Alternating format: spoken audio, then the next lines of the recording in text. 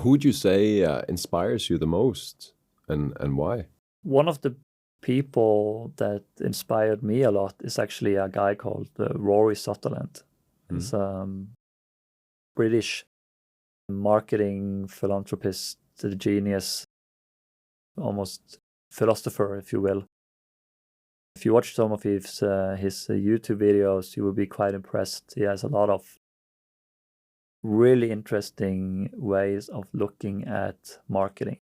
The way how marketing actually also, how you change your perception on what is a good solution. And the way the thinking that he's introduced through his videos and his books is maybe one of the most important perspectives to take in account with the world that we are heading into today. And I will give you an example, which is one of his most famous. They were fixing the railway between London and Paris. And they were upgrading, I think they spent some 8 billion pounds or something, a huge amount of money, to make the railway go 40 minutes faster.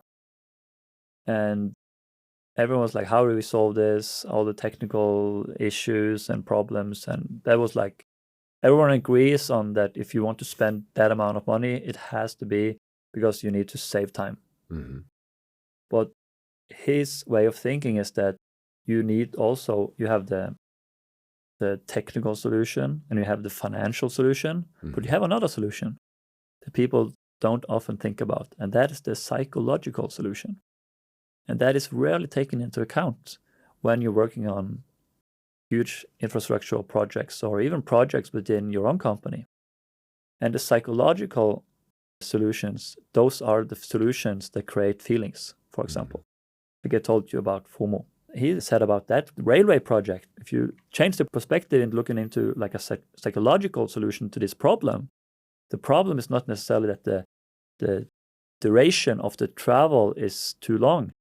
It's maybe the quality of the travel. So if you spent like 0.1% of that amount of money, you could have free Wi-Fi and people could actually do something productive on the train. And then those hours would be work time instead of just sitting waiting.